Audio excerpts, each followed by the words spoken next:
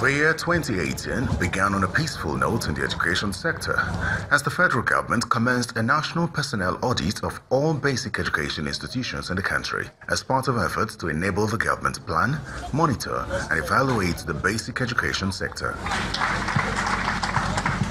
At the event, the Minister of Education explains that the audit, which involves public and private schools, is aimed at realizing President Buhari's vision of providing quality basic education for all Nigerian children. This national personnel audit will go a long way in establishing a strong foundation for the emergence of a sound management information system within the basic education sector. In the course of the year, Nigeria joined the rest of the world to observe the World Teachers' Day, with the federal government promising to improve teacher education through continuous professional development. The Secretary to the Government of the Federation decried the acute shortage of trained and qualified teachers as he pledged the determination of the federal government to address the situation. The federal government of Nigeria is still committed to the cause of the teaching profession, and frantic efforts are being made to improve teacher education for skills acquisition through teachers' continuous professional development. Statistics from UNESCO estimate that the population of out-of-school children in the world is 264 million, out of which about 60 million are in the sub-Saharan Africa, with over 10 million of such children in Nigeria. The peace in the sector was disrupted in the second half of the year as university lecturers, under the aegis of the Academic Staff Union of Nigerian Universities, embarked on an industrial action on November the 4th to protest, among other things, the non-payment of earned allowances, university revitalization, and poor funding for state universities. After several meetings with the Minister of Labour, followed a series of deadlocked meetings with the Ministry of Education. The union expressed satisfaction over its discussions with the Minister of Labour.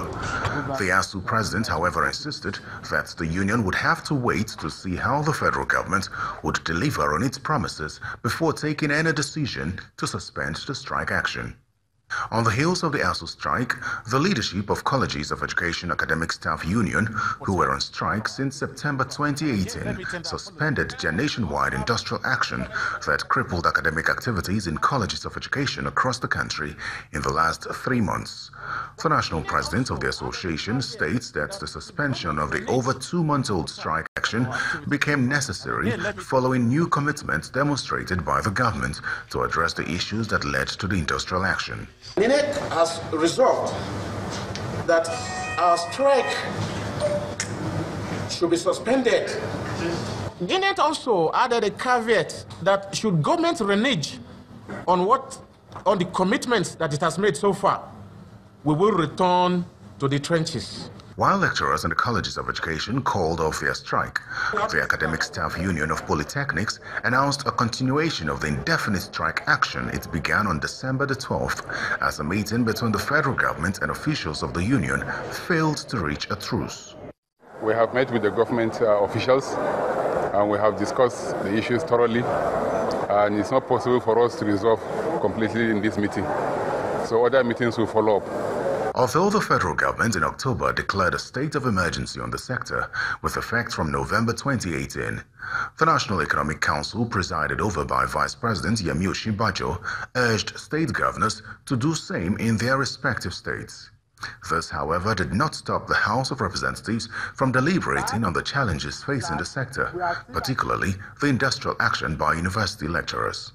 It is painful, it is sad that we are still at this level, and that's why I started by saying that even way back in 1981 when I was entering the university, we have always been talking about the underfunding of Nigerian education. As the nation marches into a new year, the challenge of ending the industrial actions by university and polytechnic lecturers will continue to remain on the front burner.